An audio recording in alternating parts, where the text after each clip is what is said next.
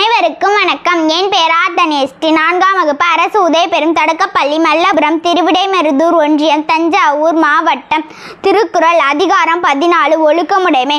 ஒழுக்கம் விழுப்பம் தரலான். ஒழுக்கம் உயிரினும் ஓம்பப்படும். பரிந்தோம்பி காக்க ஒழுக்கம் தெரிந்தோம்பி தேரினும் அக்தே துணை. ஒழுக்கம் உடைமை குடிமை இழுக்கம் இழிந்த பிறப்பாய் விடும். மரபினும் ஒத்து கொள்ளலாகும் பார்ப்பான் பிறப்பொழுக்கம் குன்றை கெடும். அழுக்காறு உடையான்கண் ஆக்கம் போன்று இல்லை. ஒழுக்கம் இலான்கண் உயர்வு. ஒழுக்கத்தின் ஒழுகார் உறவோர் இழுக்கத்தின் ஏதம் படுவாக்கு அறிந்து. ஒழுக்கத்தின் எய்துவர் மேன்மை இழுக்கத்தின் எய்துவர் எய்தா பலி. நன்றிக்கு வித்தாகும் நல்லொழுக்கம் தீயொழுக்கம் என்றும் இடும்பை தரும். ஒழுக்கம் உடையவருக்கு ஒல்லாவே தீய வலிக்கியும் வாயால் சொல்லல். உலகத்தோடு ஒட்ட ஒழுகல் பல கற்றும் கல்லார் அறிவிலாதார். அதிகாரம் 16. பொறையுடைமை. அகழ்வாரை தாங்கும் நிலம் போல தம்மை இகழ்வார் பொறுத்தல் தலை. பொறுத்தல் இறப்பினை என்றும் அதனை மறத்தல் அதனெனும் நன்று.